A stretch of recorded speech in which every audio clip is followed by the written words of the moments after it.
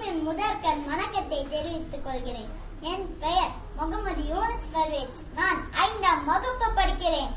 நான் இப்போது தாராவும் பறக்கும் செல்போனும் பற்றி பேச போகிறேன்.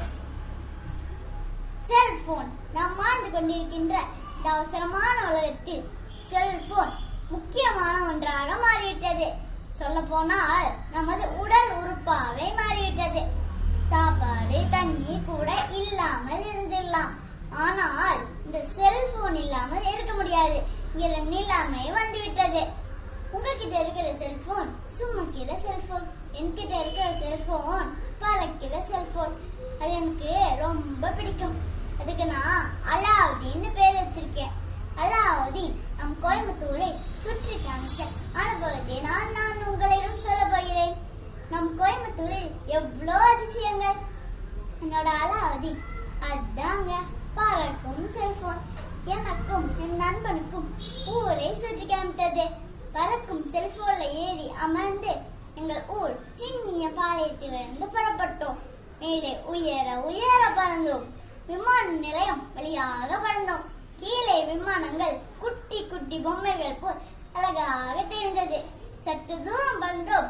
வழியில் சுதந்திர போராட்ட வீரர், கப்பலோட்டிய தமிழர் வ.உ. சிதம்பரனார் நினைவாக உருவாக்கப்பட்ட வ.உ.சி. பூங்காவை சுற்றி பார்த்தோம்.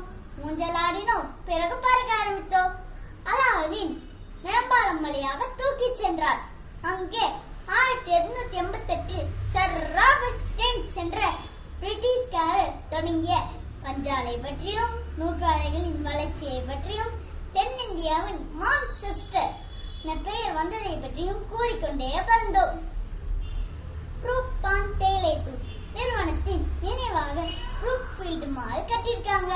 டெக்னாலஜி வளர்ச்சி எவ்வளவு அருமை பாருங்க. அப்படியே பறந்து டவுனால் வந்தோம். அங்கே இருக்கிற மணிக்கூண்டு 1877 கட்டப்பட்டதாம்.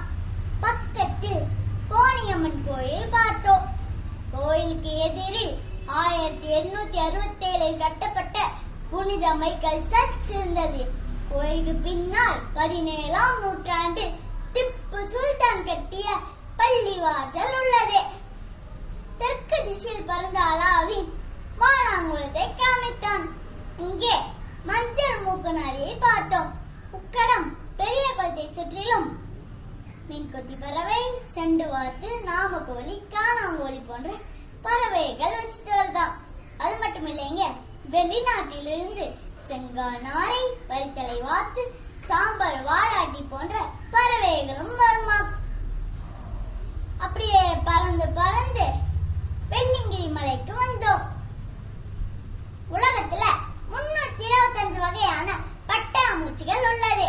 அதுல 240 வகையான பட்டாம்பூச்சிகள் வெள்ளிங்கிரி மலையில் தான் வாழுதாம். கலர் கலரா பட்டாம்பூச்சிகள் உங்களை சுற்றி சுற்றி பறந்துச்சு. எனக்கு மகிழ்ச்சியா இருந்துச்சு. மலையில் யானைகளை பார்த்தோம். உங்களுக்கு தெரியுமா நண்பர்களே, காட்டையும் காட்டு வளத்தையும் மேம்படுத்துவதே யானைகள் தான். தானும் வாழ்ந்து பிறரையும் வாழுமா யானைகள். அப்படியே மலையை சுற்றி வந்தோம். மலை உச்சியில் பச்சை பசையல்னு புல்வெளி இருந்தது. இந்த புற்கள் மழை நீரையும் பனித்துளியையும் உறிஞ்சி சேமிச்சு வைக்குமா. இதன் பிறகு கொஞ்சம் கொஞ்சமாக வெளியிடுமா. இதுதான் அழியாக கீழே இருந்து ஆறாக ஓடுதான். இயற்கையின் அதிசயமே அதிசயம்தான். அப்படியே அடர்ந்த காட்டிற்குள் கட்டப்பட்டுள்ள சிறுவாணியனை பார்த்தோம். அங்கிருந்து மலையை குடைந்து சுரங்கம் வழியாக தண்ணீரை கொண்டு வந்து குழாய் மூலம் ஊருக்கு கொண்டு வராங்க. இவ்வளவு கஷ்டப்பட்டு வர தண்ணீரை வீணாக்காதீங்க நண்பர்களே. அணைகளிலும் நன்னீரிலும் வாழக்கூடிய நீர் நாய் பார்த்தோம். காட்டுல வாழ்ற பறவைகள், விலங்குகள் எல்லாம் எவ்வளவு ஒன்றுக்கொன்றாக உதவியாக வாழ தெரியுமா. நாம தான் அதை கஷ்டப்படுத்துறோம்.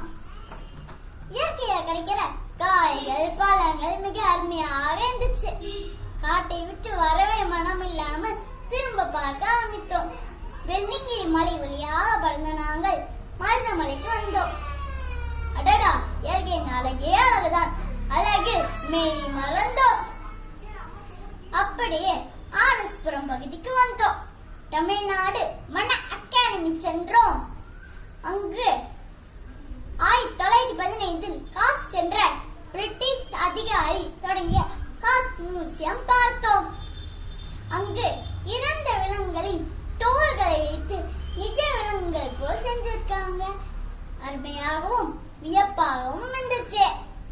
அப்படியே பறந்து பறந்து காஞ்சிபுரம் பேருந்து நிலையம் வழியாக பறந்து அவிநாசி மேம்பாலம் மேல் பறந்து சின்னியம்பாளையம் வந்தோம். அலாவுதீன் கோயம்புத்தூரில் உள்ள அனைத்து இடங்களும் எங்களுக்கு சுற்றி காமித்தது. எங்களுக்கு மகிழ்ச்சியா இருந்துச்சு. நீங்களும் எங்க கூட சுத்தி பார்த்தீர்கள் தானே? நன்றி, வணக்கம்.